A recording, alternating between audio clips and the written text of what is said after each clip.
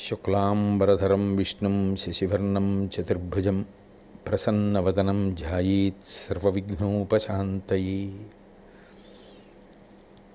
గురుర్బ్రహ్మా గురుర్విష్ణుః గురుర్దేవో మహేశ్వరః గురుః సాక్షాత్ పరం బ్రహ్మ తస్మై శ్రీగురవే నమః. వాగర్ధావివ సంపృక్తౌ వాగర్ధప్రతిపత్తయే జగతః పితరౌ వందే పార్వతీ పరమేశ్వరౌ. సూక్తిం సమగ్రయతున స్వయమేవ లక్ష్మీః శ్రీరంగరాజమహిషీ మధురైఃకటాక్షైః వైదగ్ధ్యవర్ణగుణగుంభనగౌరవైర్యాం ఖండూలకర్ణకుహరాः కవయోధయంతి. హైమోధ్వపుండ్రమజహన్మకుటం సునాసం మందస్మితం మకరకుండలచారుగండం బింబాధరం బహుళదీర్ఘకృపాకటాక్షం శ్రీవేంకటేశముఖమాత్మని సన్నిధత్తాం. విమలపటి కమలకుటి పుస్తకరుద్రాక్షశస్తహస్తపుటి కామాక్షి పక్ష్మలాక్షి కలిత విపంచి విభాసి వైరించి. నారాయణం నమస్కృత్య నరం చైవ నరోత్తమం దేవీం సరస్వతీం వ్యాసం తతో జయముదీరయేత్. హరి ఓం. పరమేశ్వర స్వరూపమైన సభకి నమస్కారం. శ్రీకృష్ణ పరమాత్మ హస్తినాపురంలో కౌరవ సభలో ధర్మరాజు గారి పనుపున పాండవుల పనుపున తాను నిర్వర్తించవలసినటువంటి రాయబార కార్యక్రమాన్ని పూర్తి చేసుకొని దుష్టులైనటువంటి దుర్యోధనాదులకు తగిన రీతిలో బుద్ధి చెప్పి యోగ్యులైనటువంటి వారందరికీ కూడా తన విశ్వరూపాన్ని సందర్శించేటటువంటి మహద్భాగ్యాన్ని కటాక్షించి తరువాత ఆ సభ నుండి బయలుదేరి పెద్దలైనటువంటి భీష్ములు, ద్రోణుడు, అట్లాగే ధృతరాష్ట్రుడు మొదలైనటువంటి వారు తనని అనుగమిస్తూ ఉండగా రథంలో బయలుదేరి చిట్ట చివర మళ్ళీ బయలుదేరిపోయే ముందు ఒక్కసారి కుంతీదేవి యొక్క దర్శనాన్ని చేశాడు. ఎందుచేత అంటే మహాభారత యుద్ధం ప్రారంభమయ్యే ముందు కుంతీదేవి జరిగినటువంటి పరిణామాలను దృష్టిలో పెట్టుకొని శ్రీకృష్ణ రాయబారం విఫలమైపోయినటువంటి సన్నివేశాన్ని కూడా దృష్టిలో పెట్టుకొని ఆమె బిడ్డలకు ఏమని సలహా ఇస్తుంది అన్న విషయం కూడా అత్యంత ప్రధానం కనుక ఆయన తిరిగి వచ్చేసే ముందు మళ్ళీ ఒక్కసారి కుంతీదేవి దగ్గరికి వెళ్ళి ఆవిడ దర్శనం చేసి తాను కురుసభలో పలికినటువంటి పలుకులు, ఆ పలుకులలో సాధ్యమైనంత వరకు శాంతి నెలకొల్పాలని తాను చేసినటువంటి ప్రయత్నం, సంధి గురించి, పొత్తు గురించి, కలిసిమెలసి బ్రతకవలసినటువంటి అవసరం గురించి తాను చెప్పినటువంటి మాటలు, కానీ అవి దుర్యోధనాదుల చేత ఆదరింపబడనటువంటి విధానం, తత్ఫలితంగా జరగబోయేటటువంటి యుద్ధం గురించి తాను చెప్పినటువంటి మాటలు కుంతీదేవికి తెలియచేశాడు. తెలియచేస్తూ చిట్ట చివర ఆయన ఒక మాట అన్నాడు. పరమాత్మ అంతటి వాడి నోటి వెంట అంత కఠినమైనటువంటి మాట రావడము అంటే ఒక మూర్ఖుణ్ణి మెప్పించడానికి చేసినటువంటి ప్రయత్నంలో భగవంతుడు కూడా ఎంత విసిగిపోతాడన్నది అర్థమవుతుంది. ఆయన అన్నాడు, ఈ దుర్యోధనాదులు రాజ్యభోగములను అనుభవించడంలో ఒళ్ళు క్రొవ్వి ఉన్నారు. కురుకుమారులు తమ ఎంత గుడిచి క్రొవ్వి మీదిరుంగరు మాకేమీ మేలకాక. వాళ్ళు హద్దు అంతరం తెలుసుకోలేకపోతున్నారు. ఆ కారణం చేత శరీరం కొవ్వి ఉంది. ఎందుచేతనంటే ఒకటి రాజ్యాధికారం, రెండు అనుభవిస్తున్నటువంటి భోగాలు, మూడు తమంత తాముగా దుష్టమైనటువంటి స్వభావం కలిగి ఉండడం. వీటన్నింటి కారణం చేత కొవ్వు పట్టి ఉన్నటువంటి ఆ కౌరవులు, ప్రత్యేకించి దుర్యోధనాదులు చెప్పినటువంటి మాట వినేటటువంటి పరిస్థితులలో లేరు. కానీ అది మాకు మంచిదే. ఎందుచేత అంటే అర్జునుడు అనబడేటటువంటి అగ్ని ఆహారం కోసం వెతుక్కుంటున్నాడు. ఇప్పుడు ఈ దుర్యోధనాదులు అర్జునుడికి ఆహారంగా లభించారు. వాళ్ళ ప్రతిజ్ఞలు తీర్చుకోవడానికి, వాళ్ళ పౌరుషాలు ప్రకటించడానికి తగినటువంటి అవకాశం వాళ్ళకి లభించింది అని ఆ కుంతీదేవికి చెప్తే, ఆ కుంతీదేవి రాజులు పరాక్రమంతో జీవించాలి తప్ప మరో మార్గం వారికి ఎట్టి పరిస్థితులలోనూ ఉపకరించదు అని శాస్త్రమెరిగినటువంటి పెద్దలు చెబుతూ ఉంటారు. కాబట్టి బలసంపన్నులైనటువంటి వారు అందులో ప్రత్యేకించి తమ ధర్మాన్ని తాము అనుష్ఠించడంలో కృతకృత్యులై ఉండాలి. బలహీనుడైనటువంటి వాడే రాజుగా పరాక్రమాన్ని ప్రకటించడానికి ప్రయత్నం చేస్తాడు. అందులో బలవంతులైనటువంటి వారు ధర్మ సంస్థాపన కోసం అటువంటి ప్రయత్నాన్ని చెయ్యకుండా ఉండడం అనేటటువంటిది మంచిది కాదు. తెలివిమాలిన వాళ్ళైతే వంశాచారాన్ని వదిలిపెట్టి పౌరుషహీనంగా ఎట్లాగో అలా మనం బ్రతికేస్తున్నామా లేదా అన్న విషయం ఒక్కదానికే ప్రాధాన్యతనిచ్చి ఆహారం దొరుకుతోంది మనకి చాలు అని జీవితాన్ని గడిపేయడానికి సంసిద్ధులవుతారు. కానీ ఉత్తములైనటువంటి రాజులు క్షాత్రధర్మాన్ని ప్రకటనం చేసి వీరోచితమైనటువంటి మార్గము ద్వారా రాజ్యమును సంపాదించుకొని ఆ రాజ్యభోగాన్ని అనుభవిస్తూ 10 మందిని ఆదుకుంటూ శిష్టరక్షణ చేస్తూ దుష్టులను భంజిస్తూ రాజ్య పరిపాలన చేస్తారు. అది కదా క్షాత్రధర్మం. అయినప్పుడు అట్లా జీవించడమే మేలు. అంతేకాదు, సంధి కొరకు సకల విధాలా మీరు శ్రమపడినటువంటి మాట వాస్తవం. కానీ నీ వియ్యంబుల సంధియ కావింపబడిరి వీరి కలయుట కష్టంబు ఆ వెరపు తప్పటయ మేలొయి వచ్చన్ పొమ్ము విడువు మనుమానంబున్. కృష్ణ పరమాత్మతో ఆవిడ మాట్లాడుతూ ఏ విధమైనటువంటి అరమరిక లేకుండా నిష్కర్షగా జరిగినటువంటి పరిణామములను దృష్టిలో పెట్టుకుని తన అభిప్రాయాన్ని చెప్పేసింది. కృష్ణ, పాండవులు సంధి చేసుకోవాలి అని ఎంతో కష్టపడ్డారు. కానీ యువతల వైపు ఉన్నవారికి అట్లా సంధి చేసుకోవడం ఇష్టం లేనప్పుడు వారితో కలిసిమెలిసి జీవించడం సాధ్యమయ్యేటటువంటి విషయం కాదు. అది సాధ్యమయ్యే విషయం కానప్పుడు సంధి చెడిపోవడమే మంచి పని. కాబట్టి ఈ విషయంలో నీ మనసులో నువ్వే విధమైనటువంటి శంక పెట్టుకోవద్దు. 2, నిజవంశోచిత వీరవృత్తమునకున్మీషంబుగా ఆ కపిద్ధజుడు ఉత్సాహము చెయ్యకున్న అకట దైన్యంబు వాటిల్లదే భుజదర్పోద్ధతుడైన భీమునకు నీ పొందొప్పునే నీవు సర్వజగన్మాన్యుడవిందు రాదగునే దైవం బిట్లు తప్పించునే. కుంతీదేవి గంభీరమైనటువంటి విషయాలని ప్రస్తావన చేస్తోంది. ఆ కపీశ్వరుడైనటువంటి హనుమ ధ్వజం మీద అలంకరింపబడి ఉండగా యుద్ధానికి బయలుదేరి వెళ్ళేటటువంటి లక్షణం కలిగినటువంటి అర్జునుడు పరాక్రమ ప్రకటనం చెయ్యకుండా ఉండడం ఆయనకి తగినటువంటి విధానమేనా? 10 మందిలో కీర్తిని పోగొట్టుకోడా? విశేషించి అపారమైనటువంటి పరాక్రమము, శౌర్యము, భుజబలము కలిగినటువంటి భీమసేనుడికి ఈ సంధి అంగీకార యోగ్యమవుతుందా? అన్నిటినీ మించి సకల లోకముల చేత పూజింపబడేటటువంటి మహాత్ముడు కదా కృష్ణ నీవు. అంతటి మహాత్ముడివి నువ్వే బయలుదేరి వచ్చినప్పుడు నువ్వు చెప్పిన మాటలు యువతల వారు వినడానికి సిద్ధంగా ఉంటారా లేదా అన్నది కూడా ప్రధానమైన విషయం కదా. ఏదో ఒక లోకం చేతో ఒక ప్రత్యేకమైనటువంటి దేశమునందో కీర్తింపబడి పూజింపబడేటటువంటి వాడివి కాదు. సర్వలోకముల చేత పూజింపబడేటటువంటి లక్షణము కలిగి వైభవము కలిగినటువంటి నువ్వే స్వయంగా బయలుదేరి వచ్చి ఇంత ఖేదానికి గురి అయి ఇన్ని మంచి మాటలు చెప్పినా వాళ్ళు వినలేదు అంటే ఇటువంటి వారి స్వభావం నీకు ముందే తెలుసు కదా. అసలు నువ్వు రావచ్చా? భగవంతుడు మేలు చేశాడు కాబట్టి ఈ సంధి జరగకుండా పోయింది. దానివలన లోకమునకు బరువైనటువంటి ఇటువంటి వారు నశించిపోతారు అనేటటువంటిది కుంతీదేవి యొక్క హృదయం. పైగా నిండు సభలో వారు పాంచాలిని అవమానించినటువంటి సందర్భం పాండవుల మనసులో ఎప్పుడూ కలుక్కుమంటూనే ఉంటుంది కదా. దాన్ని వాళ్ళు మరిచిపోలేరు కదా. న్యాయం కోసం, ధర్మం కోసం అరణ్యవాసం, అజ్ఞాతవాసం చెయ్యడం మంచిదేమో కానీ రావలసినటువంటి అర్ధరాజ్యాన్ని ఇవ్వను అని కౌరవులు హఠం చేస్తున్నప్పుడు దానికి ఆమోదించి పాండవులు జీవించడం అనేటటువంటిది సాధ్యమయ్యేటటువంటి విషయం కాదు కదా. కాబట్టి ధర్మాన్ని పాటించి శాశ్వతమైన కీర్తిని పొందడానికి వీలైనటువంటి మార్గాన్ని అన్వేషించడం పాండవులకు ఉన్నటువంటి ప్రత్యామ్నాయం కదా.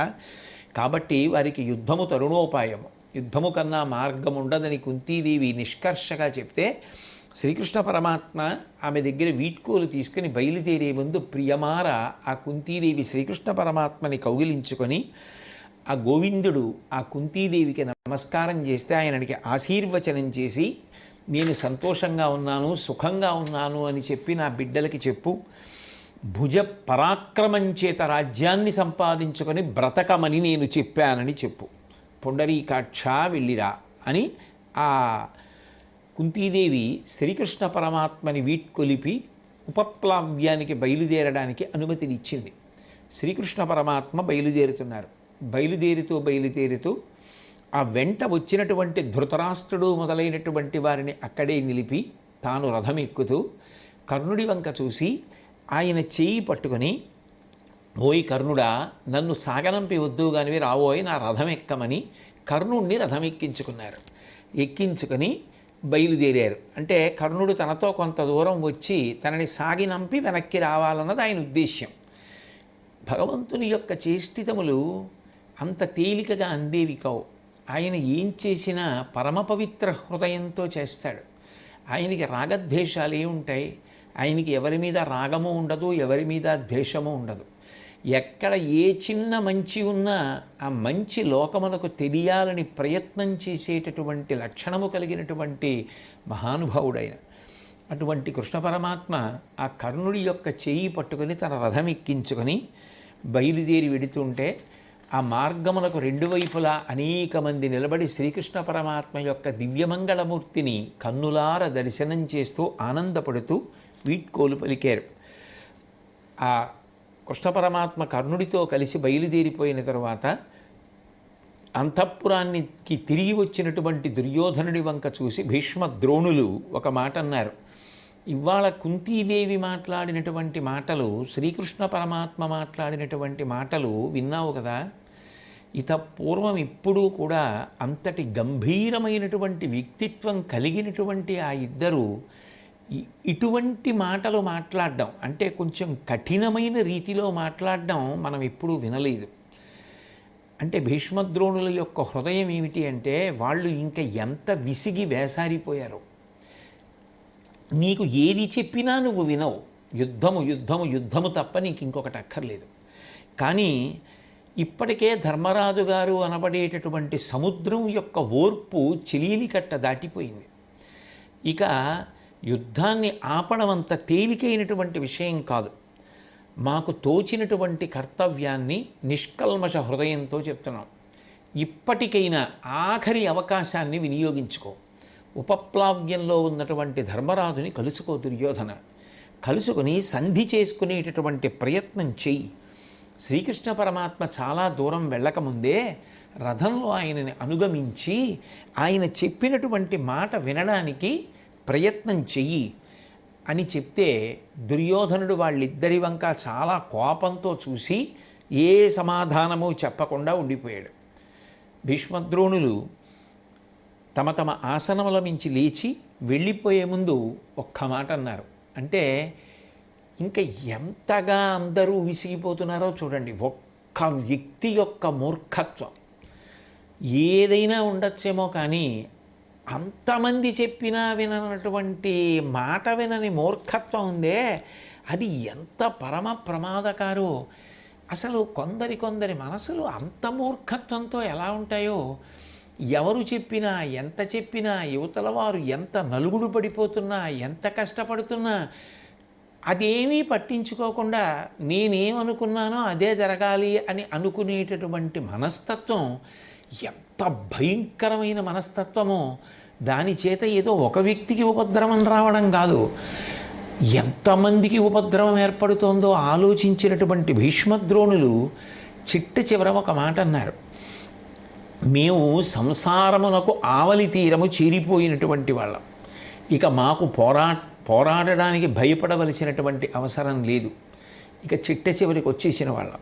కానీ నీకు మేము ఎన్నో విధాలుగా చెప్పవలసినటువంటివన్నీ చెప్పి చూశాం. బ్రతకవలసినటువంటి వాడివి, బ్రతికి సాధించవలసిన వాడివి, బ్రతికి కీర్తి పొందవలసినటువంటి వాడివి, ఇంకా చాలా కాలం బ్రతకవలసిన వాళ్ళని బ్రతకనివ్వవలసిన వాడివి నువ్వు. కాబట్టి ఇక విధి నిర్ణయం ఎట్లా ఉందో అట్లాగే అవుతుంది అన్న విషయం అర్థమైపోతోంది. నీకు చెప్పి ప్రయోజనం లేదని భీష్మద్రోణులు తమ తమ ఆసనములను విడిచిపెట్టి వాళ్ళ గృహాలకి వెళ్ళిపోయారు. ధృతరాష్ట్రుడు కూడా తన గృహానికి తాను వెళ్ళిపోయాడు. శ్రీకృష్ణ పరమాత్మ తన రథం మీద కర్ణుడిని కూర్చోబెట్టుకుని బయలుదేరి వెడుతున్నారు. వెడుతూ ఆ కర్ణుడితో మాట్లాడారు. నీవు వృద్ధజనోపసేవివి, ధర్మ సంవేదివి, తెలియంగ వినుము. సిద్ధమంత్ర బలంబున మార్తాండు వరమున కన్నియతరి గొంతి కన్నవాడవగుట పాండు నృపాలు నగ్ర సుతుండవు. ధర్మ మార్గం విధి ధర్మతునయుండాదిగాగల తమ్ములందరూ నా చేత నిరిగి నీ అడుగుల కెరగి సకల పుత్ర మిత్ర బంధు భూరి సేనా సమన్వితముగా కొలిచి నిన్ను రాజ్య భార వహనమునకు పట్టంబు కట్ట ఉజ్వలుడవగుదు. రమ్ము వరికడకు. కృష్ణ పరమాత్మ అంటున్నారు, నీవు వృద్ధజనోపసేవివి, పెద్దలైనటువంటి వాళ్ళని బాగా సేవించినటువంటి వాడివి. అంటే నీకు మనసులో పెద్దల ఎడల గౌరవం ఉంది కాబట్టి వాళ్ళని సేవించాలనేటటువంటి బుద్ధి కలిగిన వాడివి. సేవించడము అంటే ఏదో కాళ్ళు పట్టడం, వాళ్ళకి ఆదరపూర్వకంగా నమస్కారం చేయడం అవి మాత్రమే కాదు. పెద్దలను సేవించుట అన్న మాటలో అర్థం వాళ్ళ పెద్దరికమునందు ఒక గౌరవం ఉండడం. పెద్దరికమునందు గౌరవం ఉంటే మరి కర్ణుడు చెప్పిన మాట వినాలి కదా. అంటే భగవంతుడైనటువంటి కృష్ణ పరమాత్మ యొక్క హృదయం ఏమి అంటే సహజంగా కర్ణుడిలో మంచి బుద్ధి ఉన్నది, కానీ రగులుకున్నటువంటి నిప్పు, కణకణలాడుతున్న నిప్పు బూది చేత కప్పబడిపోయినట్టుగా దుష్ట సాంగత్యము చేత ఆ దుర్యోధనుడి యొక్క స్నేహము చేత ఆ గుణము మసకమారిపోయి అది ప్రకాశించలేదు. అది ఆవిష్కరింపబడడానికి తగినటువంటి అవకాశము లభించలేదు. కారణం ఎప్పుడూ దుష్టుడైనటువంటి దుర్యోధనుడితో కలిసి ఉండడం. కానీ నువ్వు పెద్దల పట్ల చాలా గౌరవము కలిగి సేవించినటువంటి వాడివి, ధర్మ సంవేదివి. నీకు ధర్మం గురించి బాగా తెలుసు. ధర్మం గురించి తెలియక ప్రవర్తిస్తున్న వాడివి కావు. ధర్మం గురించి తెలిసి ధర్మాన్ని పట్టుకోలేకపోవడం మానసికమైన సంఘర్షణ కదూ. ధర్మం గురించి తెలిసిన్నవాడికి ధర్మం పట్టుకుంటే వచ్చే ఫలితము తెలుస్తుంది, ధర్మం వదిలిపెట్టేస్తే వచ్చేటటువంటి దుష్పరిణామము తెలుస్తుంది. తెలిసి కూడా ధర్మాన్ని విడిచిపెడితే మనసులో ప్రమాదకరమైనటువంటి ఫలితాన్ని పొందబోతున్నాము అన్న విషయాన్ని రూఢము చేసుకున్నవాడే అయి ఉంటాడు. తెలియంగ వినుము, బాగా తెలుసుకోవడానికి ప్రయత్నించి నీకు ఒక మాట చెప్తాను. సిద్ధమంత్ర బలమున మార్తాండు వరమున కన్నియ దరిగొంతి కన్నవాడవకుట పాండు నృపాలు నగ్రసుతుండవు. ఇంకా వివాహం కాకముందే కన్యగా ఉన్నప్పుడే కుంతీదేవి సూర్యభగవానుడి యొక్క వరప్రసాదంగా నిన్ను కంది. కన్యగా ఉన్నప్పుడు ఆమె నిన్ను కంది కాబట్టి ఆమెను ఎవరు వివాహం చేసుకున్నారో వారికి నువ్వు కుమారుడు అవుతావు. అది ధర్మశాస్త్రం. కుంతీదేవి కన్యగా ఉండగా నిన్ను కంటే కుంతీదేవిని తరువాతి కాలమునందు వివాహం చేసుకున్నవాడు పాండురాజు. కాబట్టి ధర్మశాస్త్ర ప్రకారంగా నువ్వు పాండురాజు గారి యొక్క పెద్ద కుమారుడివి. ధర్మరాజు గారి కన్నా ముందు పుట్టావు కాబట్టి నువ్వు పెద్దవాడివి. కాబట్టి నిజానికి పాండవులు గెలిస్తే రాజ్యాధికారం నీది. ధర్మజాదులు నిన్ను సేవించాలి.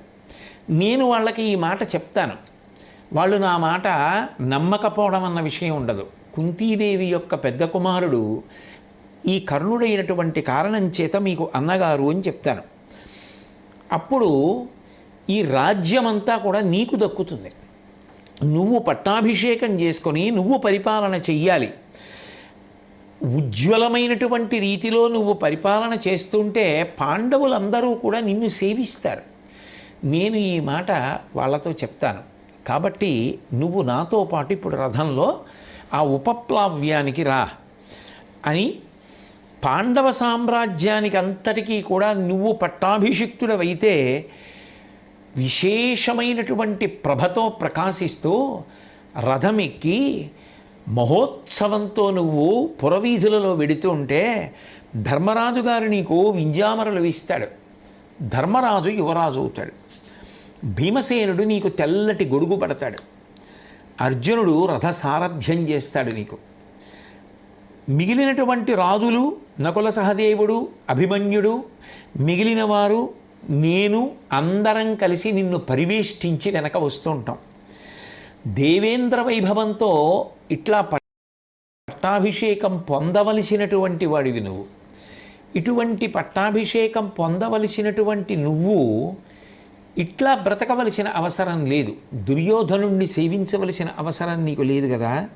కాబట్టి దేవేంద్ర వైభవంతో చక్కగా ఈ మహీమండలాన్నంతటినీ కూడా పరిపాలన చేయి. నాతో పాటు రథం ఎక్కి ఉన్నావు కనుక మనం బయలుదేరి ఉపప్లావ్యానికి వెడదాం అంటూ, పాంచాల రాజపుత్రియు అంచితముగా నిన్ను పొందు ఆరవ వరుసన్ సంచిత పుణ్యుడు నీవొక ఇంచుకయును వేరుసేయ కేతెమ్మెలమిన్. ద్రౌపదీదేవికి పూర్వం 5 భర్తలు ఉన్నారు, నువ్వు 6వ వాడివి అవుతావు. కాబట్టి ఆమె నిన్ను 6వ భర్తగా ఆప్యాయంగా స్వీకరిస్తుంది. నువ్వు మంచి కర్మలు చేసినటువంటి వాడివై కృతార్థుడ అగుట కొరకు నాతో కలిసి ఉపప్లావ్యానికి రా అని చెప్పి ఆయన ఆ కర్ణుడికి హితోపదేశం చేయడానికి ప్రయత్నం చేశాడు. కర్ణుడు కృష్ణ పరమాత్మతో మాట్లాడుతూ జవాబు చెప్తూ అన్నాడు, వెడవెడ ఏను తొల్లి ఇది వింటి ననుంగని కుంతి నిర్దయం చెడనదివైచిపోయే కృపచేకుని సూతుడు తెచ్చి తానుమున్ కొడుకుల కానకున్కి ప్రియకున్ తగనిచ్చిన చేపె చన్నులు అప్పుడు అదిగా శుభస్థితి పెంచే ప్రయత్నశీలయై. నేను కూడా అక్కడక్కడ ఈ మాట విన్నాను. కృష్ణ కుంతీదేవి కన్యగా ఉండగా సూర్యభగవానుడి యొక్క వరప్రభావం చేత నన్ను కంది అని విన్నాను. నన్ను కన్నటువంటి కుంతి ఏ విధమైనటువంటి దయ లేకుండా గంగానదిలో నన్ను విడిచిపెట్టి వెళ్ళిపోయింది అని కూడా విన్నాను. ఆ తర్వాత సూతుడు ఎంతో ప్రేమతో నన్ను ఎత్తుకుని తీసుకుని వచ్చి తన భార్య అయినటువంటి రాధకిచ్చాడు. ఆమె నన్ను ఎత్తుకోగానే ఆమె యందు మాతృత్వం పొంగి పొరలింది. నేను ఆమె యొక్క పాలు తాగి పెద్దవాణ్ణయ్యాను. ఆమె నాకు పాలిచ్చి పెంచి పెద్ద చేసింది, ఎంతో ప్రేమ నా మీద చూపించింది. మూత్ర పురీషాదులు తమ గాత్రములందింక వారు గారవమెసగన్ పుత్రుండని సంవర్ధిత గాత్రునిగా చేసిరింత కాలము కూర్మిన్. కృష్ణ వాళ్ళు నన్ను తమకి పుట్టినటువంటి కుమారుడే అన్నంత ప్రేమతో పెంచి పెద్ద చేసినప్పుడు పసితనంలో తెలియక నేను విడిచిపెట్టినటువంటి మలమూత్రాలు వాళ్ళ శరీరంలోకి ఇంకిపోయి, అంటే తెలియదు కదూ, పసితనం కదూ, వాళ్ళు నన్ను ఎత్తుకుని ముద్దు చేస్తే నేను వాళ్ళ ఒళ్ళో మలమూత్ర విసర్జన చేశాను. అయినా వాళ్ళు అంత ప్రేమతో నన్ను పెంచి పెద్ద చేశారు. వాళ్ళు నాకు ధర్మశాస్త్రాన్ని అనుసరించి ఎటువంటి సంస్కారములు జరగాలో అటువంటి సంస్కారములు చేశారు. వాళ్ళ బిడ్డడిని అన్న భావనతోటే వాళ్ళు నన్ను పెంచి పెద్ద చేస్తే ఇప్పుడు నేను వాళ్ళని వదిలిపెట్టేసి మీరు నా తల్లిదండ్రులు కారు అని చెప్పేసి తప్పించుకొని వెళ్ళిపోనా?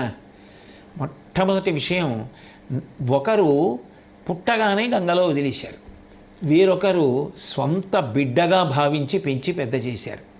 ఇప్పుడు గంగలో వదిలేసిన వారెవరో వారి దగ్గరికి వెళ్ళమని నువ్వు చెప్తున్నావు.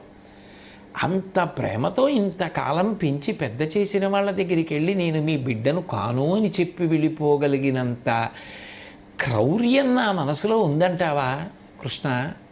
అంటే నిజానికి కర్ణుడి హృదయంలో ఎక్కడో దయ ఉంది.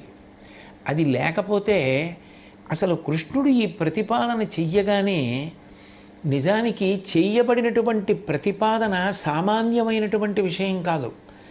ప్రలోభపడాలి అంటే అందులో ఎన్నో అవకాశాలు ఉన్నాయి.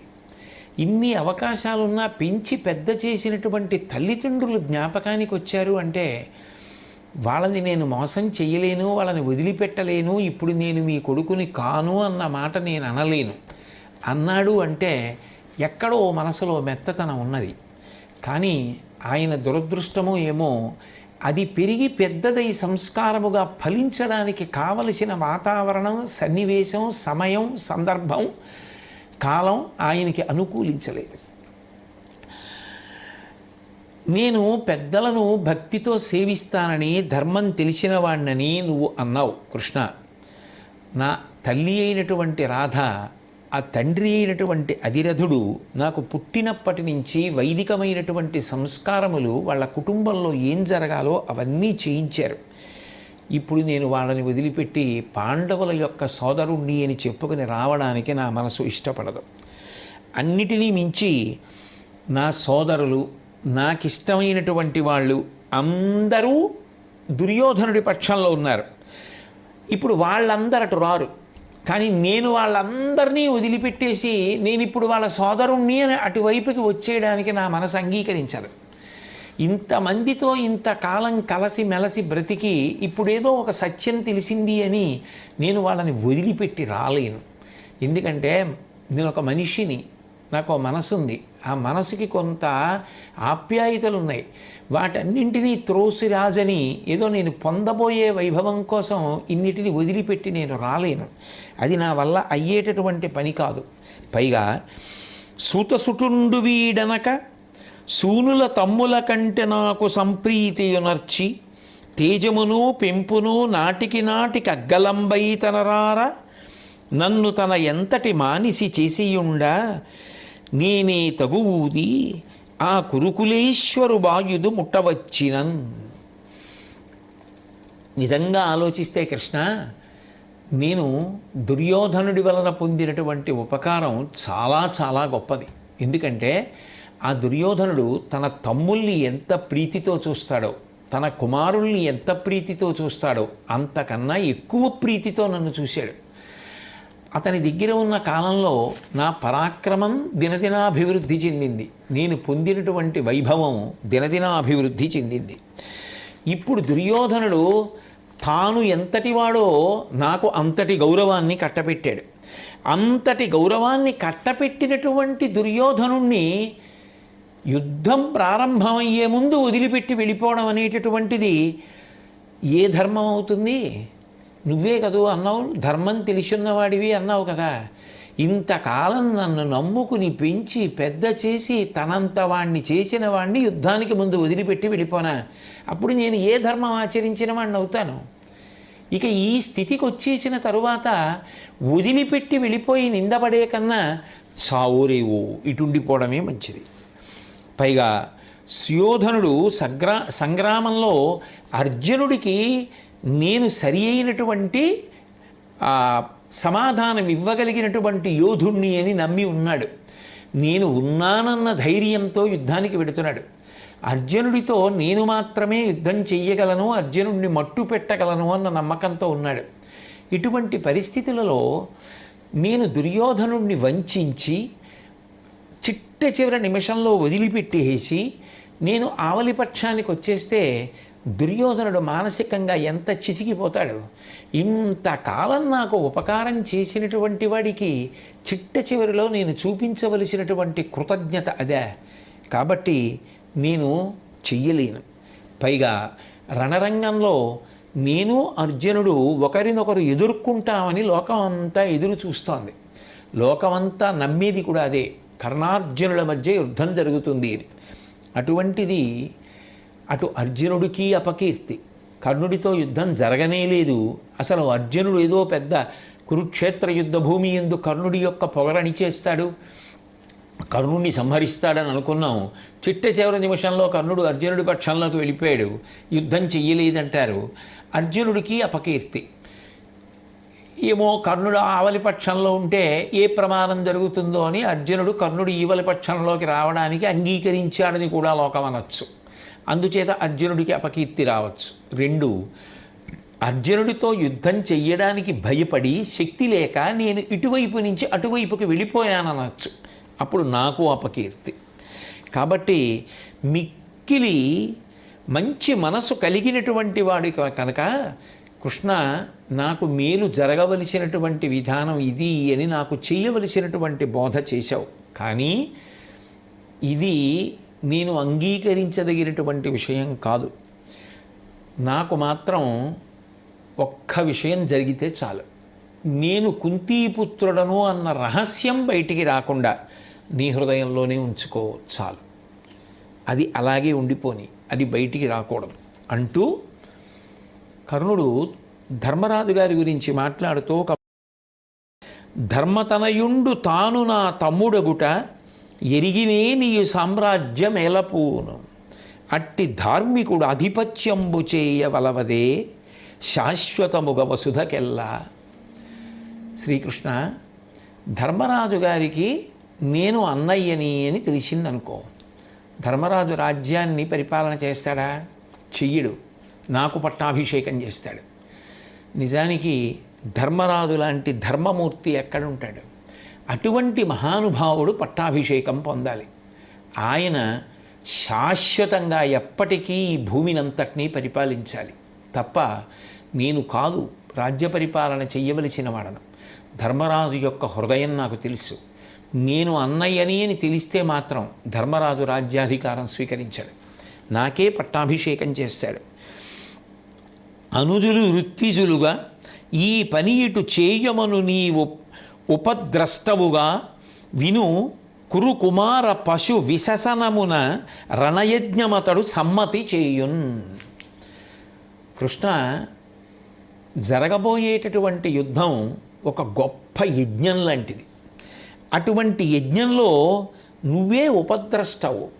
ఈ యజ్ఞం ఇలా జరగాలి, ఈ పద్ధతి పాటించాలి, ఇది జరగవలసిన తీరు ఇది కాదని, ఇట్లా ఉండాలని నిర్దేశించవలసినటువంటి వాడివి నువ్వే. ఆ యజ్ఞము యుద్ధము అట్లాగే జరుగుతాయి. యుద్ధము యజ్ఞముగా అట్లాగే జరుగుతుంది, నువ్వు చెప్పినట్టే జరుగుతుంది. అందులో ఈ కౌరవ పక్షంలో ఉన్న వాళ్ళందరూ కూడా హతులైపోయి యుద్ధమనబడేటటువంటి అగ్నిహోత్రంలో పడిపోతారు, ఎవరు మిగలరు, నాకు తెలుసు. అయితే ఇక్కడ ఈ మాటలు వింటున్నప్పుడు సహజంగానే ఒక అనుమానం వస్తుంది. మరి ఇంత గొప్పగా కర్ణుడు మాట్లాడుతున్నాడు కదా, ఇన్ని విషయాలు తెలిసిన్నవాడు కదా, ధర్మరాజు గారి మీద ఇంత గౌరవం ఉన్నవాడు కదా, ఈ విషయాలు ప్రస్తావన చేస్తున్నాడు కదా కర్ణుడు, తెలిసిన్నటువంటి వాడు దుర్యోధనుడి పక్షాన ఎందుకు ఉండిపోయాడు, ఎందుకు యుద్ధానికి వస్తున్నాడు? దీని మీద పెద్దలు అనేక రకములైనటువంటి అభిప్రాయములను వెలిబుచ్చారు. వారందరూ మహాత్ములు, భారతాన్ని అంతటినీ కూడా అనుభవించినటువంటి సహృదయులు, సరస్వతీ కటాక్షాన్ని పొందినటువంటి విజ్ఞులు. ఎవరి అభిప్రాయము వారిదే, కానీ ఏ అభిప్రాయమైనా కూడా చాలా అద్భుతంగానే ఉంటుంది. అందులో కొందరు అన్నారు, శ్రీకృష్ణ పరమాత్మ లాంటి వ్యక్తి అసలు కర్ణుణ్ణి రథంలో కూర్చోపెట్టుకుని, నువ్వు ధర్మరాజు గారికి కూడా అన్నయ్యవి, ధర్మశాస్త్రరీత్యా పాండురాజు గారికి పెద్ద కుమారుడివి, అందుకని నీకు రాజ్యం దక్కాలి, నువ్వు నాతో వచ్చేయి, నిన్ను తీసుకెళ్ళి నేను ఈ విషయాలు ధర్మరాజుకి చెప్తాను, పాండవులు అంగీకరించి రాజ్యానికి నిన్ను పట్టాభిషిక్తుణ్ణి చేస్తారు, ఇంత అద్భుతంగా నీకు పట్టాభిషేకం జరుగుతుంది, నువ్వు రాజ్యం ఏలుదువుగానివి. ఇది ఒకటో విషయం. అందులో ఒక మనిషి ప్రలోభపడడానికి ఎంత సామాగ్రి కావాలో అంతా ఉంది. 2, ద్రౌపదీదేవి నిన్ను 6వ భర్తగా స్వీకరిస్తుంది. శ్రీకృష్ణ పరమాత్మ లాంటి వ్యక్తి పరమపూజ్యుడు, సాక్షాత్ భగవానుడు, పరిపూర్ణావతారం, ధర్మాన్ని నిలబెట్టడం కోసం అవతార స్వీకారం చేసేటటువంటి మహితాత్ముడు అటువంటి ప్రతిపాదన తీసుకొస్తాడా అన్న దాని మీద పెద్దలు రకరకాలైన అభిప్రాయాలు వ్యక్తం చేశారు. ఇందులో కొందరు అన్నారు, కర్ణుడి యొక్క శీల వైభవం ఏమిటో లోకానికి తెలియాలి, ఎందుకంటే దీని తర్వాత ఇక యుద్ధమే, ఆ యుద్ధంలో కర్ణుడు ఎటు మరణించవలసింది. కానీ నిజంగా కర్ణుడి యొక్క అంతరంగం ఏమిటి లోకానికి తెలియాలి అంటే ఆ అవకాశం ఇవ్వగలిగిన వాడు భగవంతుడు ఒక్కడే. కర్ణుడి యొక్క సౌశీల్యాన్ని, కర్ణుడి యొక్క మనసులో ఉన్న పవిత్ర భావాలు బయటికి వచ్చేటట్టు చెయ్యాలి. చెయ్యడం కోసం రథం ఎక్కించుకుని మాట్లాడాడు. నిజంగా ఇంతగా రాజ్యం వస్తుందని చెప్పిన పెంచిన తల్లిదండ్రులను వదలనన్నాడు. తనని ఇంత పెంచి పెద్ద చేసిన దుర్యోధనుణ్ణి వదలనన్నాడు. ఇంతకాలం నుంచి తనని అభిమానిస్తూ వస్తున్నటువంటి వాళ్ళనందరినీ విడిచిపెట్టి ఇప్పుడు నేను ఆవలిపక్షంలోకి రాలేనన్నాడు. అర్జునుడి యొక్క కీర్తి గురించి కూడా ఆలోచించాడు. తన కీర్తి మాసిపోతుందన్నాడు. అన్నిటిని మించి ధర్మరాజు వంటి మహానుభావుడే ఈ వసుధని పరిపాలన చెయ్యాలన్నాడు. అని ఊరుకోలేదు. కౌరవులందరూ మడిసిపోతారు యుద్ధంలో అన్నాడు.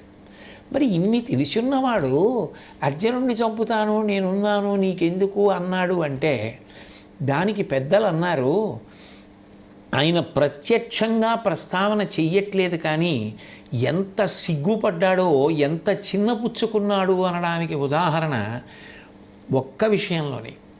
ద్రౌపదీదేవి నిన్ను 6వ భర్తగా స్వీకరిస్తుంది అని కృష్ణ పరమాత్మ అనడానికి కారణం ఆయన కర్ణుడు నిజంగా మనసులో ఒక విషయానికి ఎంత పరివేదన చెందాడు అన్నది లోకానికి తెలియాలి. అనరాని మాట ఒకటి కర్ణుడు అన్నాడు సభలో. ద్రౌపదీదేవిని సభకి తీసుకొచ్చి బంధకి అన్న పేరుతో పిలిచి ఆమెను వివస్త్రని చెయ్యండి అన్నప్పుడు జూదంలో నిన్ను కోల్పోనటువంటి భర్తని వేరొకడిని చూసుకో అన్నాడు. ఈ 5గురు నిన్ను రక్షించలేకపోయారు కాబట్టి వేరొకడిని భర్తగా చూసుకో అన్నాడు. నువ్వే ఏలుకో 6వ వాడిగా అని ఇప్పుడు కృష్ణుడు అన్నాడు. అంటే ఆ మాట అనగానే తనన్న మాట ఎంత తప్పు మాటో రాజసూయంలో మహాతల్లి అవబృధ స్నానం చేసిన ఆవిడ యొక్క జుట్టు పట్టి దుశ్శాసనుడు తీసుకొస్తే ఆ మాట తాను ద్రౌపదీదేవిని అన్నా ఆ 5గురు భర్తలు నిజంగా ఆ మాట తలుచుకొని ఆ రోజున ధర్మానికి కట్టుబడి నిలబడిపోయిన ఎంత బాధపడి ఉంటారో.